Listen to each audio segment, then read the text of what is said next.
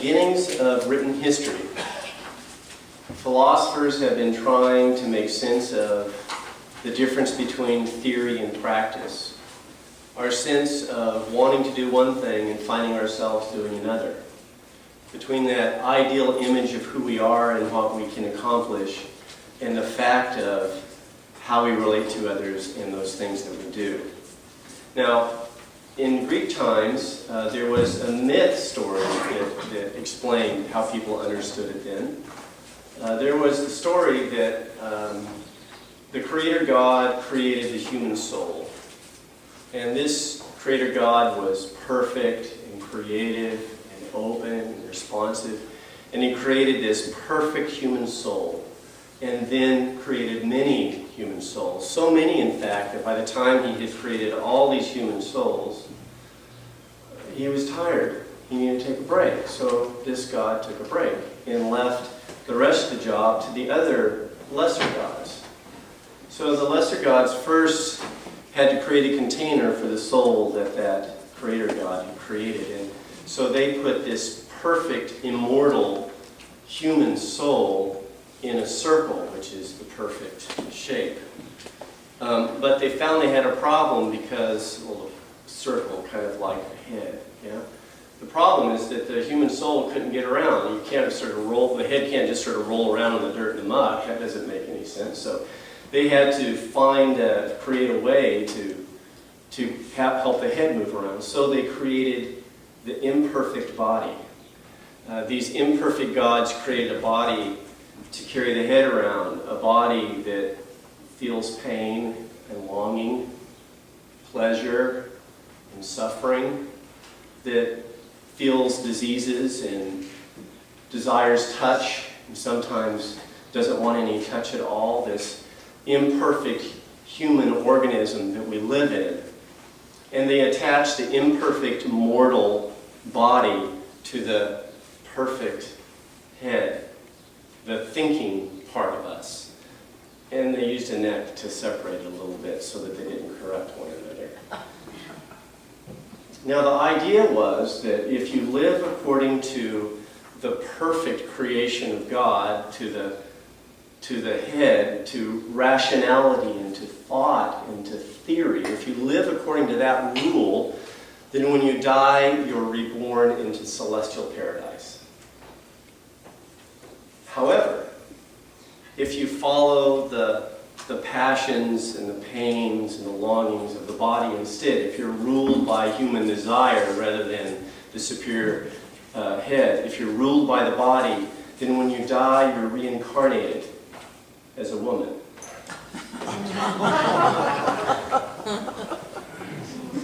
I guess we have another creation story written by men, yeah? But the Greeks are talking about the same thing that Paul is talking about. The good that I would do, that's not what I do. I do the thing that I don't want instead.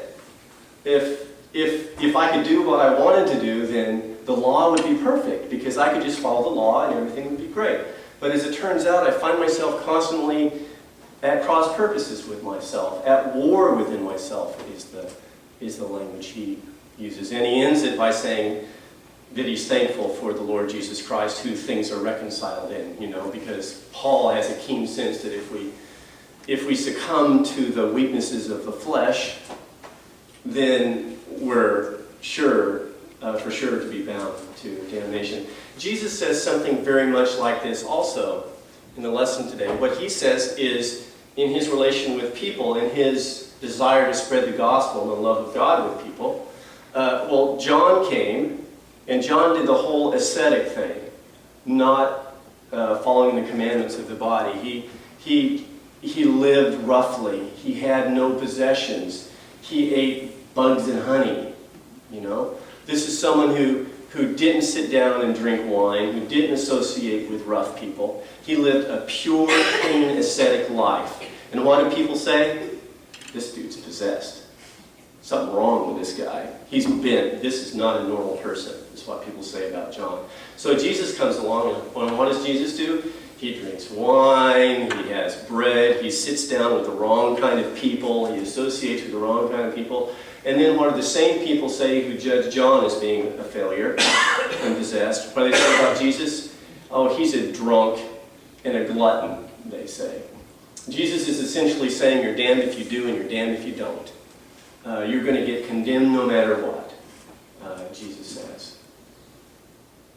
And his answer to this problem, he says, is to take my yoke upon you, to bear the burden, because the burden is light. It's an interesting term, isn't it? I couldn't see the word yoke without thinking of you all. I heard that. We know what the word yoke means around here in Pecatonica, don't we? It means that you're put together with others in order to pull a load that you can't pull by yourself alone. Yeah? Now, I always wondered about oxen. I thought oxen were like a creature. I remember seeing ox in the little sort of alphabet things that I looked at when I was a kid. But I'm an expert on oxen now because I looked it up on Wikipedia last night.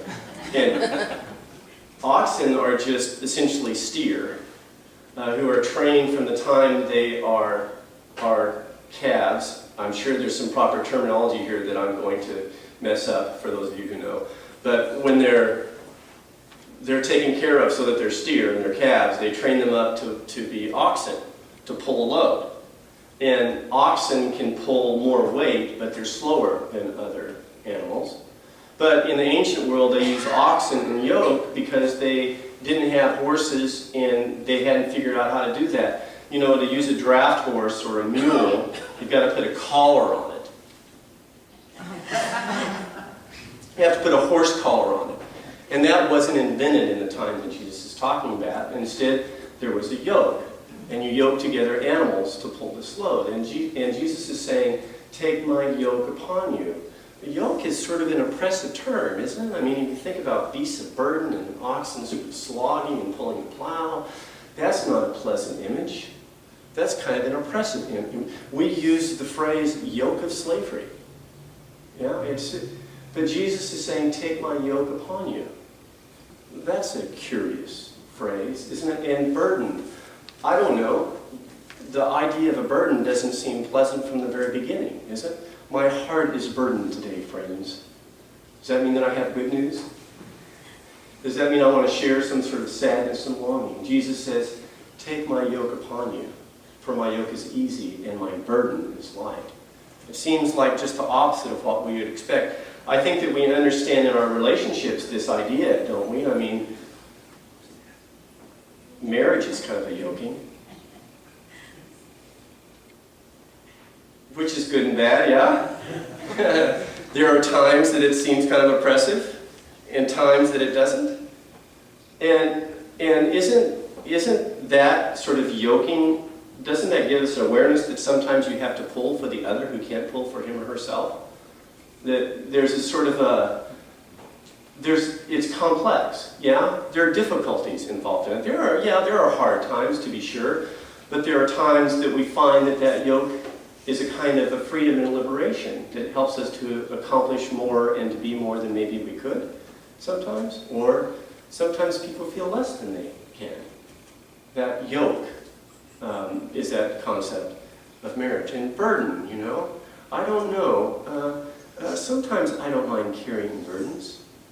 There are times that to carry a burden feels like a strength and a gift. I wonder what Jesus means for us in our modern lives when he talks about that easy yoke and light burden. I wonder what that means. I wonder what it would mean to have the sort of the yoke of grace and the burden of love. You know? The yoke of forgiveness, and sometimes that's hard. And the burden of reconciliation, sometimes that we don't want. The yoke of freedom, when sometimes that means letting go of things that enslave us, that we enjoy, or relationships that hurt us. And that burden, then, of being alone, solitude, where we hear God speaking to us sometimes in troubling ways.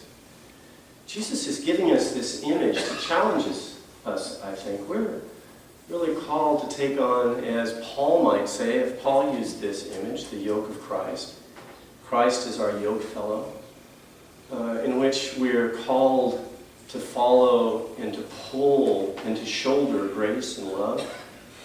to carry mercy with us, to somehow be about, as a body, as bodies united together, to be about freedom and healing and reconciliation. The truth is, that's hard sometimes. That's being tied with others, being connected with others is sometimes hard. But Jesus is calling us to take the light yoke through which we sometimes are carried. I don't know what you think about this or what your religious or spiritual experiences has been, but I find that sometimes that yoke carries me. Sometimes that burden lifts me. I find that I feel a great freedom and power and meaning sometimes in being yoked and pulling for someone who's feeling weak, you know? That really does make me feel like I have meaning and purpose. That's why I'm here. That's why I like to celebrate communion and what I believe faith is about. I want to be able to pull that for others. And in the same way, when people are suffering, when they go through hard times, sometimes they share that with me. And it becomes a burden that I need to pray about. It becomes something heavy that I carry for a while with them. And that's why I pray. That's why I believe. That's what it's about. And I think that I find, and I've heard people say it to be true, that we find at times that we need someone to carry us, to pull the yoke with us because we're weak. We find at times that we're pressed down by difficult decisions, by things that happen to our family, by crises of faith. We're pressed down by those burdens and we have to share them with someone.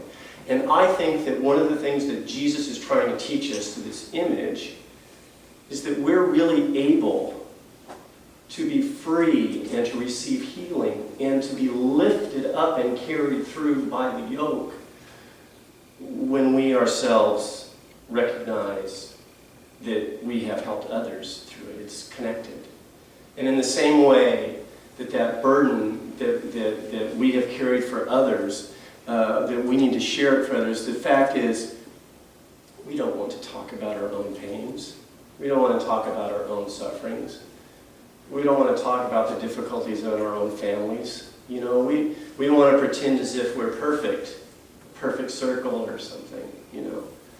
But if you have carried someone else's burdens, perhaps that grace, perhaps that love will enable you, as it has me, to share the burdens that I sometimes carry that are weighing me down with others.